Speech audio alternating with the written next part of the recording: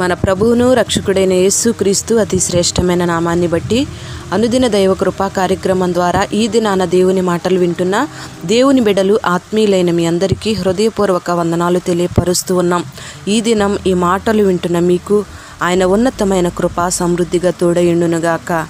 ఈ భూమి మీద నివసిస్తున్న ప్రతి కుటుంబం కూడా సుఖ సంతోషాలతో క్షేమాన్ని అనుభవించాలని, ప్రతి విషయంలో విజయాన్ని చూడాలని కోరుకుంటూ ఉంటారు. మరి ప్రతి కుటుంబం కూడా విజయవంతంగా ఉండాలి అంటే ఆ కుటుంబంలో ఒకరినొకరు క్షమించుకునే మనస్సు ప్రతి ఒక్కరికి ఉండాలి.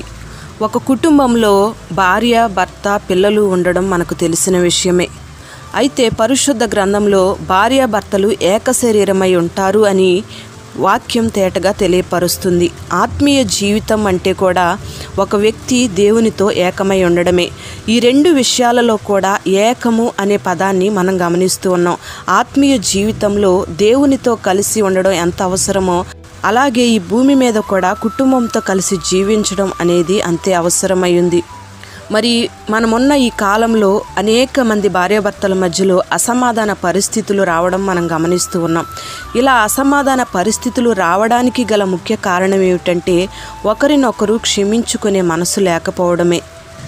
మరి నీ కుటుంబం అన్ని విషయాలలో విజయాన్ని చూడాలి అంటే ఒకరినొకరు తగ్గించుకొని ఏక మనస్సు కలిగి క్షమించే గుణాన్ని కలిగి ఉంటేనే విజయాన్ని నీ కుటుంబంలో నువ్వు చూడగలుగుతావు.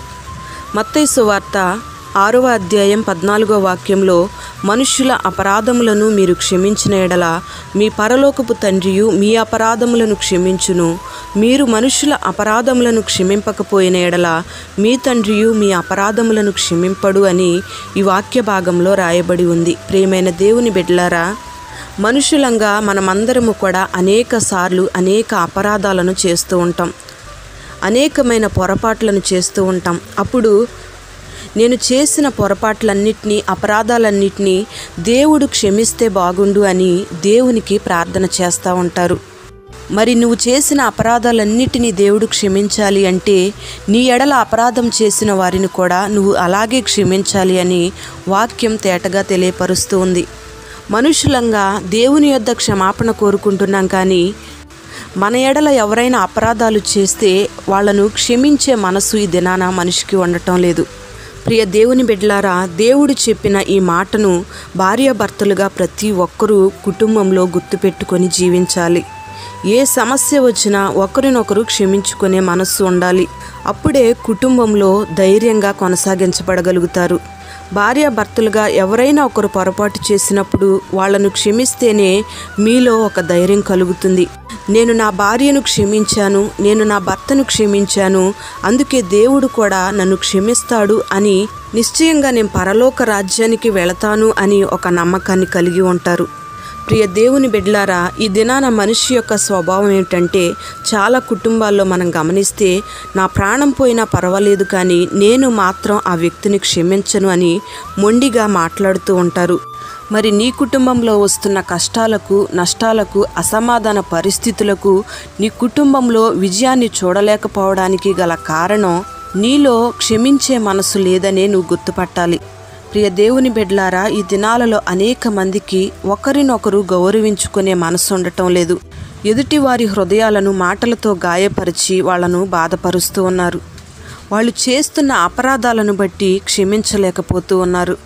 ప్రియ దేవుని బిడ్డ, ఒకవేళ కుటుంబంలోనైనా, సంఘములోనైనా, సమాజంలోనైనా నీ ఎడల ఎవరైనా అపరాధాలు చేస్తే నువ్వు వెంటనే వాళ్ళని ప్రభువు యొక్క ప్రేమతో క్షమించాలి. అప్పుడే పరలోకమందున్న దేవుడు నీ అపరాధాలను కూడా క్షమిస్తాడు. ప్రియ దేవుని బిడ్డలారా, భయంకరమైన పాపపు జీవితంతో జీవిస్తున్న మన కొరకు యేసయ్య మనలను క్షమించబట్టే, మనలను ప్రేమించబట్టే ఈ లోకానికి వచ్చాడు. తన ప్రాణాన్ని సైతం మన కొరకు అర్పించాడు. ప్రియ దేవుని బిడ్డ, నువ్వు కూడా క్షమించడం నేర్చుకో. అప్పుడు నీకు కూడా దేవుని యొద్ద నుంచి క్షమాపణ వస్తుంది. నువ్వు ఏది విత్తుతావో అదే కోస్తావు అనే సత్యాన్ని నువ్వు గ్రహించాలి.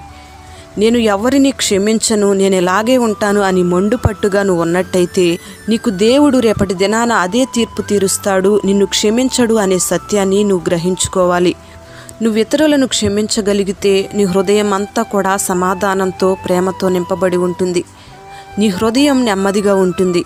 అందుకే ఇతరులను క్షమించే మనసు నీకుంటే నువ్వు నిలిచిన కుటుంబంలోనైనా, సమాజంలోనైనా, నువ్వు చేస్తున్న ఉద్యోగ వ్యాపార స్థలాల్లోనైనా నీకు గొప్ప నెమ్మది కలుగుతుంది. అప్పుడు నీ జీవితం విజయవంతంగా మార్చబడుతుంది.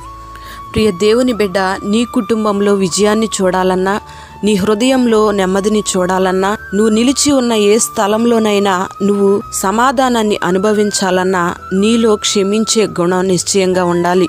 అప్పుడే నేను ఇతరుల అపరాధాలను క్షమించాను, దేవుడు నా అపరాధాలను కూడా క్షమిస్తాడు అని ఒక నిశ్చయతతో సంతోషంగా నువ్వు జీవించగలుగుతావు. నీ కుటుంబంలో గొప్ప విజయాన్ని చూడగలుగుతావు.